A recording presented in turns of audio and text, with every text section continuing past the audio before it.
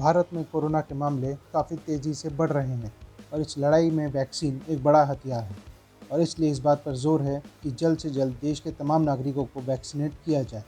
लेकिन इस टीकाकरण अभियान में अब तक अमेरिका बड़ा रोड़ा बना हुआ था।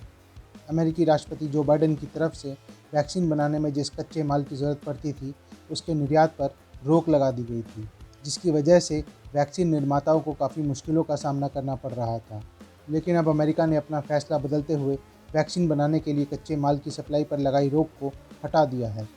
अमेरिका की तरफ से बताया गया है कि वो भारत को वैक्सीन बनाने में हर उस कच्चे माल की सप्लाई करेगा जिसकी ज़रूरत पड़ने वाली है। साथ ही ये भी कहा गया है कि फ्रंट लाइन वर्कर्स को बचाने के लिए अमेरिका की तरफ से तुरंत rapid diagnostic test kit, ventilator और पीपीई किट उपलब्ध कराई जाएंगी। रिपोर्ट्स के मुताबिक अमेरिका के राष्ट्रीय सुरक्षा सलाहकार ने एनएसए अजीत डोभाल से फ़ोन पर बात की और बताया कि अमेरिका की तरफ से वैक्सीन के भारतीय निर्माण के लिए तत्काल आवश्यक कच्चे माल को उपलब्ध कराया जाएगा। इस फैसले के बाद भारत की कोरोना के खिलाफ लड़ाई और मजबूत होगी और टीकाकरण अभियान को नई ऊर्जा मिलेगी। उम्मीद है कि इस फैसले का ज़मीन पर असर जल्दी देखने को मिलेगा।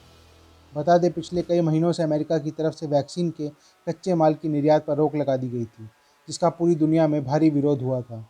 दरअसल वैक्सीन बनाते समय बैग, फिल्टर, कैप जैसे कच्चे माल की ज़रूरत पड़ती है और इस सामान का सबसे ज़्यादा निर्यात अमेरिका की तरफ से किया जाता है। ऐसे में तमाम वैक्सीन निर्माता कच्चे माल के लिए अमेरिका पर निर्भर रहते हैं और जब अमेरिका की तरफ से उस कच्चे माल पर ही रोक लगा दी गई थी तो वैक्सीन सप्लाई बुरी तरह प्रभावित हुई थी।